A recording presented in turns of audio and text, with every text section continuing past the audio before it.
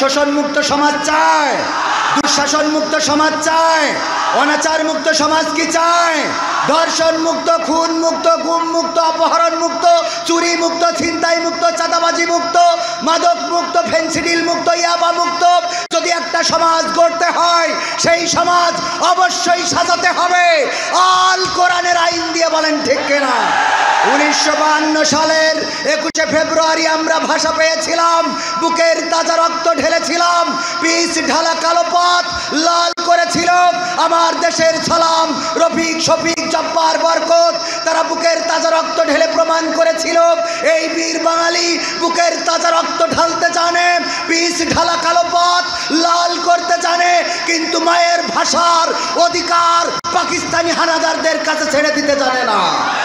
1971 স্বাধীনতার স্থপতি বঙ্গবন্ধু শেখ মুজিবুর রহমান ডাক দিয়ে বলেছিলেন, তোমাদের যা কিছু আছে তাই নিয়ে শত্রুর মোকাবেলায় প্রস্তুত থাকো। মনে রেখো এবারের সংগ্রাম স্বাধীনতার সংগ্রাম। সেই আওয়াজে বাংলাদেশের মানুষ ঐক্যবদ্ধ হয়েছিল, লড়াই করেছিল, সংগ্রাম করেছিল।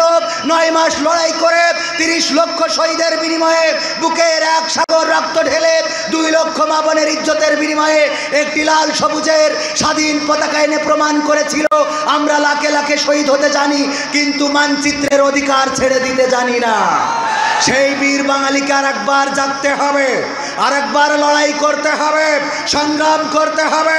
কোরআনের মিছিলের ডাক যদি আসে, দল মত নির্বিশেষে কোরআন কায়েমের সংগ্রামে শরীক থেকে যদি বুকের তাজা রক্ত ঢালা লাগে, বুকের তাজা রক্ত ঢেলে দিয়ে সেই রক্তের সাগরে সাঁতার কেটে কেটে একটি রক্তাক্ত বিপ্লবী কালেমার পতাকা বাংলার জমিনে উড়াবো। কারা কারা রাজি? দুটি হাত দেখতে চায়।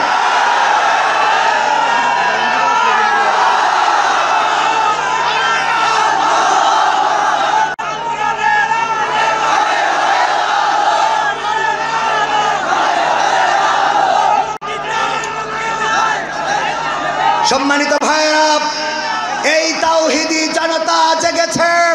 কোরআনের রাজ বাংলার জমিনে কায়েম হবে। বাংলার জমিনে সকল দুঃশাসন, অপশাসন সব কিছুকে ডাস্টবিনে ছুঁড়ে ফেলে আল কোরআন কায়েম করে বঙ্গবন্ধুর স্বপ্নের সোনার বাংলাদেশ গড়া হবে ইনশাআল্লাহ। ইনশাআল্লাহ আমাদের সকলকে সেই তৌফিক দান করুন, বলেন আমিন।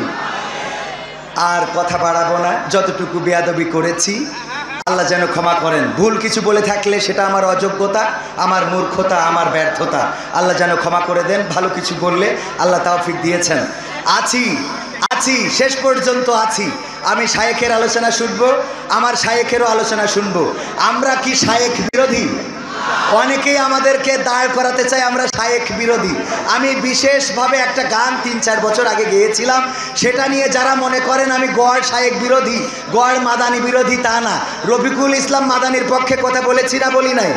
আর আজকের মাহফিলে আমার শায়েখ আমাকে দাওয়াত দিয়েছেন, সুতরাং বুঝে নিতে হবে এই গান যাদের গায়ে লাগে ওদের একটু ডিস্টার্ব আছে, ঠিক না?